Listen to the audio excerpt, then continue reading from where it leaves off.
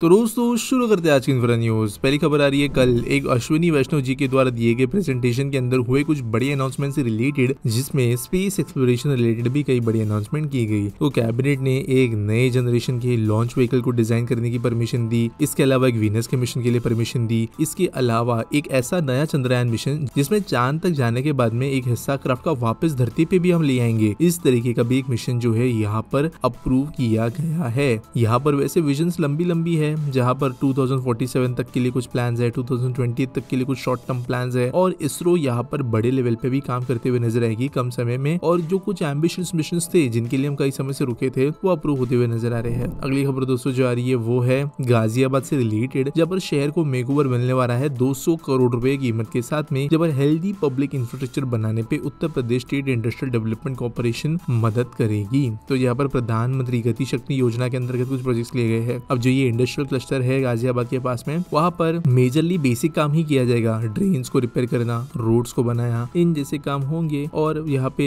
इसके अलावा सेफ्टी को इम्प्रूव करने के लिए सीसीटीवी कैमरा, मास्ट लाइट, इन जैसी चीजों को भी किया जाएगा। अगली खबर दोस्तों जो आ रही है वो है commerce and industry minister Piyush Goyal ji से रिलेटेड, जिन्होंने एक डिसीजन बनाया जिसके अंतर्गत वो सेटअप करेंगे एक non profit company under section 8 of companies act. और जो स्टार्टअप इंडिया का रूफ है उसके अंतर्गत इसको चलाया जाएगा, ताकि कंपनी भारत के स्टार्टअप इकोसिस्टम को सपोर्ट कर सके। ये एक इंडिपेंडेंट ऑर्गेनाइजेशन होगी जो ओवरसाइट का काम करेगी, पॉलिसी को फ्रेमिंग करते वक्त जो है अपना योगदान देगी, यहाँ पे प्रमोट करेगी इन्वेस्टमेंट्स को, और नेशनल लेवल की ये बॉडी होगी। अगली खबर दोस्तों जो आ रही है वो है हमारे ईस्ट साइड के कंट्रीज से आ रहे इन्वेस्टमेंट से, आने वाले इन्वेस्टमेंट से रिलेटेड, जहाँ पर इंडिया बहुत मेहनत कर रहा है इन कंपनीज को भारत में ले आने के लिए। जहाँ पर जापान और सिंगापुर ये दो ऐसे देश है जहाँ पर स्मार्ट इंडस्ट्रियल सिटी प्रोजेक्ट के लिए हम बात कर रहे हैं कोलैबोरेशन के लिए। 28,602 करोड़ रुपए का अप्रूवल मिला है गवर्नमेंट को 12 इंडस्ट्रियल स्मार्ट सिटीज बनाने के लिए। और इसके लिए ऑब्वियसली बाहर से इंस्पिरेशन हम लेंगे, जो कंट्रीज सक्सेसफुल इनमें रही है उनसे, और सिंगापुर जापान इनमें अच्छे नाम आते हैं। अगली खबर दोस्तों जो आ रही है वो है गवर्नमेंट के द्वारा अप्रूव्ड एक नए बॉडी से रिलेटेड, जिसका नाम है अणुशक्ति विद्युत निगम लिमिटेड। और बेसिकली जो अभी करंटली अश्विनी मौजूद है, जो ASHVIN है, काइंड ऑफ एक शॉर्ट फॉर्म है एक दूसरे विद्युत कॉर्पोरेशन के लिए, उसको ये टेक ओवर कर लेगी। और बेसिकली जो nuclear power corporation of India और NTPC है, उनके बीच का एक कोलैबोरेशन है। बेसिकली ये बॉडी इसलिए बनाई गई है ताकि देश भर में जो अलग अलग न्यूक्लियर पावर प्लांट्स है उनको ऑपरेट करना, उनको बनाना, इसके अंदर का कोऑर्डिनेशन हो सके।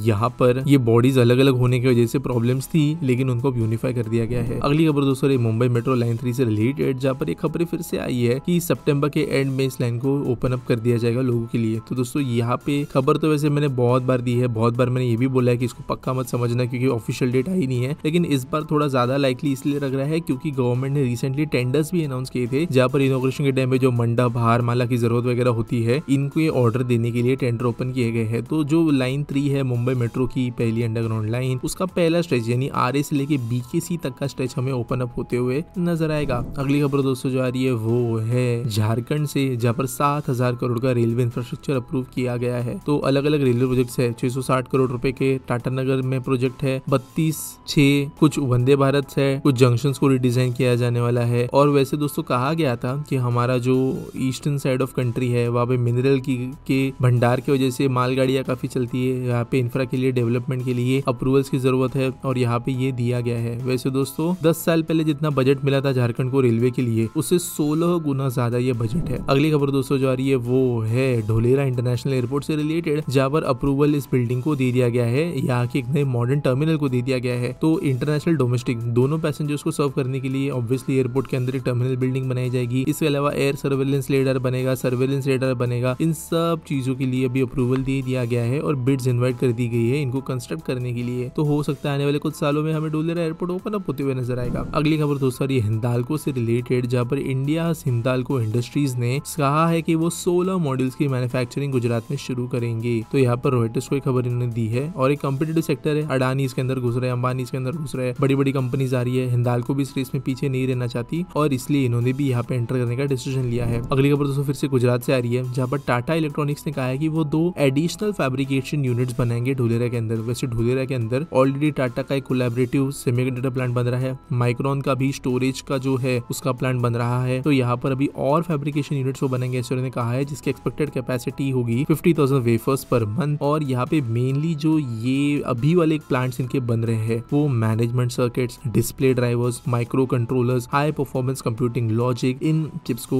डिजाइन करेंगे। प्रोबेबली ये 40 नैनोमीटर के ऊपर की टेक्नोलॉजी पे होंगी। अगली खबर दोस्तों आ रही है कोयम्बतूर से, जहाँ पर national highway authority of India और स्टेट हाईवेज डिपार्टमेंट जो है यहाँ का, इन्होंने कंस्ट्रक्शन शुरू किया है कोयम्बतूर मेट्टुपालयम फ्लाईओवर का या रोड का। तो यहाँ पे 975 मीटर का ये फ्लाईओवर है जो कि बहुत ज्यादा लंबे समय से डिमांड किया जा रहा था, जिसके लिए काम शुरू हो गया है। 75.05 करोड़ का ये प्रोजेक्ट है। 23 पिलर्स और 22 डेक्स इसके अंदर यूज किए जाएंगे। अगली खबर दोस्तों जारी हुआ है अंडमान एंड निकोबार आइलैंड से है, जहाँ के फिशिंग इंडस्ट्री को बढ़ाने का डिसीजन गवर्नमेंट ने लिया है। तो दोस्तों यहाँ पर 60,000 करोड़ का देश का फूड एक्सपोर्ट है और 1 लाख करोड़ तक ये पहुंच जाएगा कुछ सालों के अंदर। अंडमान एंड निकोबार आइलैंड लक्षद्वीप के अंदर बड़ा स्कोप है फिशिंग का, लेकिन यहाँ पे facilities, docks, cold storage, markets ये बनाने की जरूरत थी जो गवर्नमेंट बना के देगी। वैसे दोस्तों ये स्ट्रेटेजिकली भी जरूरी है, क्योंकि अगर हम जाके फिशिंग करके जो है वहाँ पे अपनी प्रेजेंस नहीं बताएंगे तो चाइनीज आ जाएंगे। आज के एसपीटी सवाल के बारे में बात करें तो ANS 928 पूछते हैं, do we have uninterrupted power and water supply for AI servers, won't it be a disaster to already limping water resources. तो यार देखो, सबसे पहले ना बिजली की बात करता हूँ। बिजली सच में एक कंस्ट्रेंट बन सकती है, क्योंकि बिजली जो है बहुत ज्यादा बड़े लेवल पे यूज होती है, लेकिन अभी भी लोग ये नहीं समझ पा रहे कि AI अब तक सच में उतने बड़े लेवल पे नहीं गया है कि उसकी बिजली कंजम्पशन जो है वो पूरे के पूरे देश को ग्रिड को हिला दे। मतलब एक पॉइंट होता है, जैसे मान के चलिए पूरे एनर्जी का 20-30% AI यूज करना शुरू कर रही है, जो 10% पर ईयर से बढ़ रहा है, तो अभी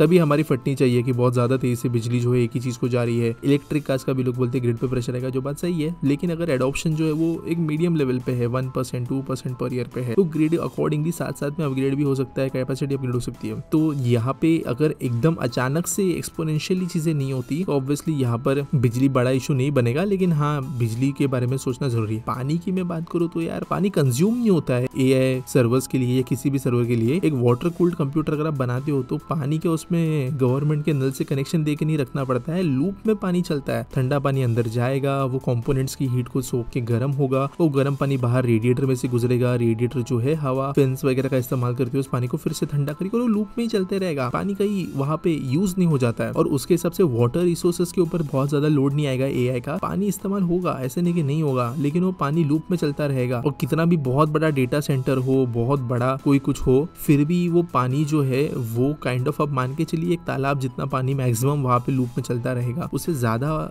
इशू नहीं आने वाला है। और डेटा सेंटर्स के अंदर जो है वाटर कूलिंग जो है वो अकेली चीज नहीं होती है, कई सारे दूसरे पैसिव कूलिंग टेक्नोलॉजीज का इस्तेमाल किया जाता है। बहुत बड़े HVAC सिस्टम्स होते हैं, आजकल तो लोग अंडर वाटर सर्वर्स भी बना रहे हैं सीधा तालाब समुद्र के अंदर। तो टेक्नोलॉजी भी फ्यूचर में डेवलप होगी। फ्यूचर में हो सकता है कि हीट आउटपुट ही कम हो जाए AI चिप्स का, इसके अलावा कूलिंग सिस्टम चेंज हो, एफिशिएंसी बढ़े, जो बिजली का कम इस्तेमाल करे, क्योंकि यही सच है। पहले जो कंप्यूटिंग पावर लगती थी हमें, उस पावर के हिसाब से बिजली ज्यादा लगती थी आज के हिसाब से। तो ये सब चीजें होती रहती है ग्रोथ के साथ साथ। उम्मीद करता हूं आपको सवाल का जवाब मिल गया होगा। आपके पास कोई सवाल है आप कमेंट सेक्शन में मुझे जरूर पूछ सकते हो #AskPT के साथ में, और आपको न्यूज सबमिट करनी है तो आपको लिंक मिल जाएगी डिस्क्रिप्शन में। इसके अलावा वीडियो अच्छा लगा होगा तो लाइक करना, चैनल को सब्सक्राइब करना, नोटिफिकेशंस ऑन करना, और मिलेंगे अगले वीडियो में।